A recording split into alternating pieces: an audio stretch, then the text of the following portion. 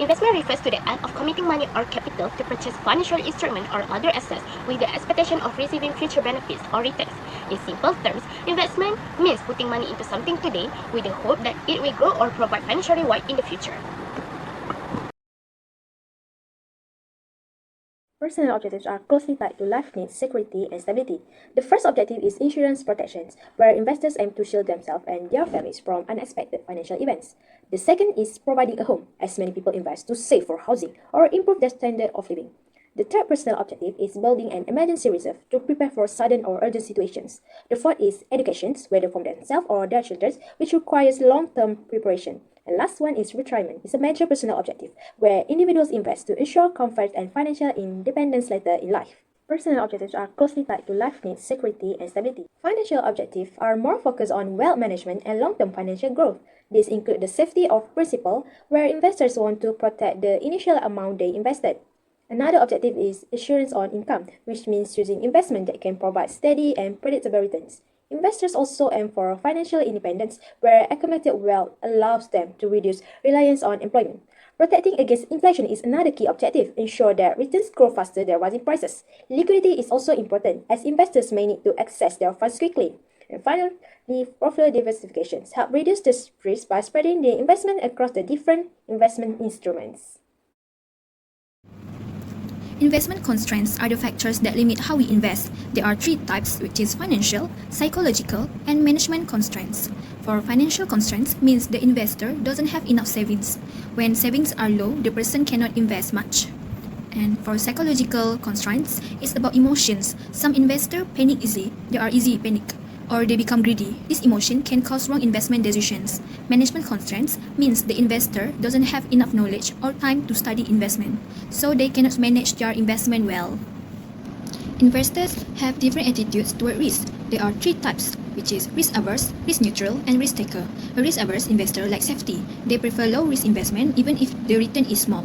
And a risk-neutral investor is in the middle. They accept risk as long as the return is reasonable and not too high and not too low, which is in the middle. A risk-taker is an aggressive investor. They are willing to take a big risk as long as their potential return is high. Next, I will explain about the market structure. There are two main types of market, the primary market and the secondary market. First, the primary market is where a company or the government issues new securities to the public. For example, during an IPO, a company sells its shares for the first time. Other examples include private placement and right offering. Meanwhile, the secondary market deals with securities that were already issued before. This is when investors buy and sell among each other. A common example of a secondary market in Malaysia is Bursa Malaysia Berhad.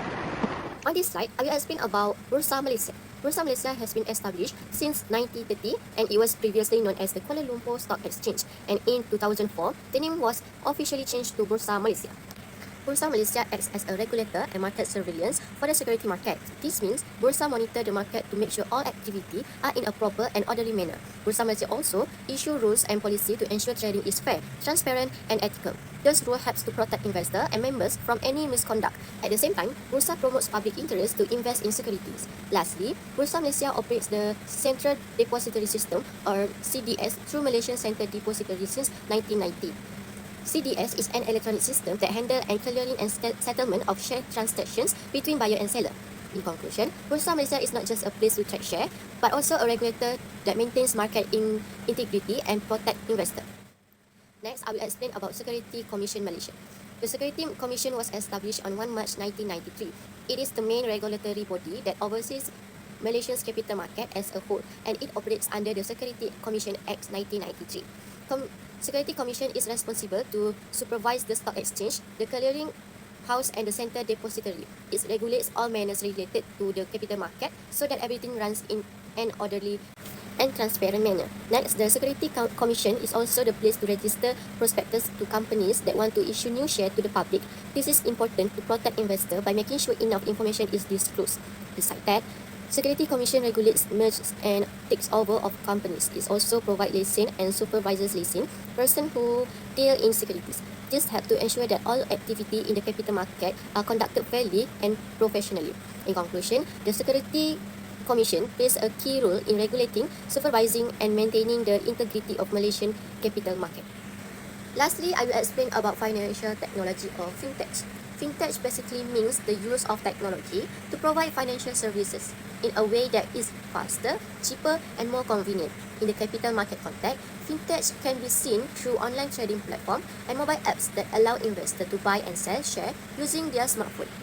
For investors, Fintech brings many benefits. It gives easy access to the market almost 24/7 from anywhere.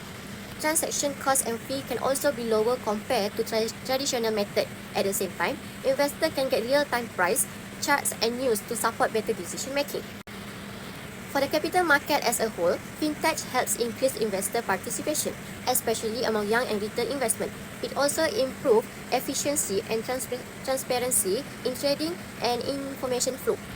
In conclusion, Fintech modernizes how people invest, making capital market more accessible, efficient, and investor-friendly. Financial assets represent a claim on entities' wealth and offer opportunities for income, capital growth, and portfolio diversification. Among these assets, one of the most common groups is securities, which I will explain next. Financial assets represent a claim on common stock represents ownership in a company. Investors earn returns through dividends and capital gains when share prices rise. However, common stocks are considered high-risk investments because shareholders are the last to be paid during liquidations, and stock prices fluctuate based on market and economic conditions. Despite this risk, common stocks offer higher expected returns, a better hedge against inflation, and the benefit of voting rights, which allows shareholders to participate in corporate decisions.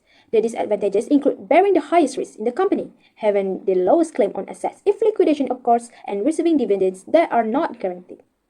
Common stock represents ownership. Bonds are long-term debt instruments issued by the corporations or governments. Investors who buy bonds act as lenders and receive fixed interest payments until maturity. Bonds provide more stable returns than common stocks, making them suitable for those who prefer predictability and lower volatility.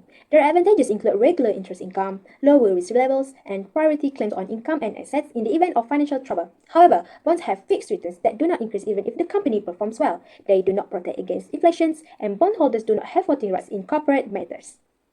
Bonds are long-term debt instruments issued by the preferred stock is a hybrid instrument that combines features of both stocks and bonds. It offers fixed dividends, giving the investor stable and predictable income. Preferred shareholders also receive dividends before common shareholders, giving them a higher level of security. The advantages of preferred stock include consistent dividend payments and priority in the event of liquidation. However, preferred stock also has limited return potential because dividends are fixed. Preferred shareholders cannot participate in excess company earnings, and they do not have voting rights. Preferred stock is a hybrid instrument that combines features of. Let's start with saving instruments such as saving accounts and fixed deposit.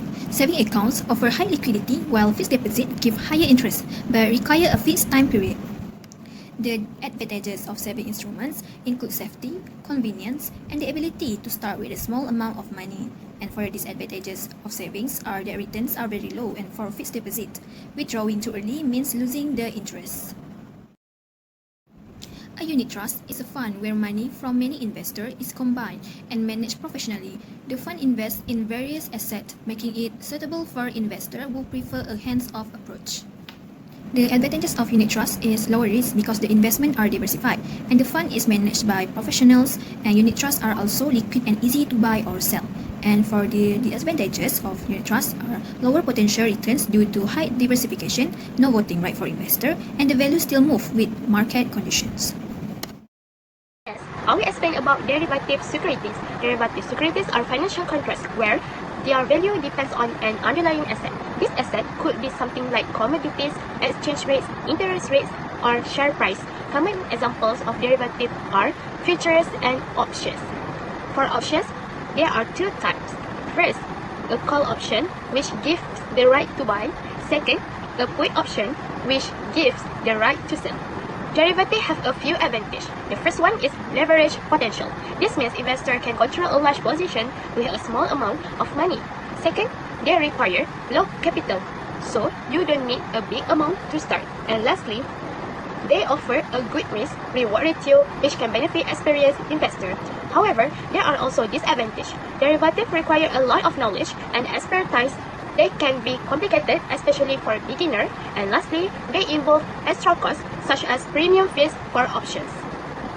Next, I will explain three types of investment in real assets. But first, what is investment in real asset? Investment in real asset means putting money into physical or tangible assets that are used to produce goods and services or can generate income and value over time. In a simple word, using your money to buy physical things like land, buildings, machine, gold, or collectibles that can help produce income or increase in value. First, we have real estate. Real estate includes land and buildings. These assets are used directly in economic activities. For example, shop lots, factories, and rental houses. They are considered real assets because they contribute to the productive capacity of the economy and they can generate income, such as rental income and also capital gain when the value of the property increases over time. Second, we have productive capital. The category includes machine and equipment that are used in the production of goods and service. For example, machines in a factory are used to produce products that can be sold in the market. Since these assets help to produce output and generate business revenue, they are classified as a real asset that directly support the economy. Third, we have store of value and collectibles. These include gold, coins, and antique. These are intangible assets that can store value over time. Investors hold this asset because their price may increase in the future and they can earn capital gain when they sell them at a higher price.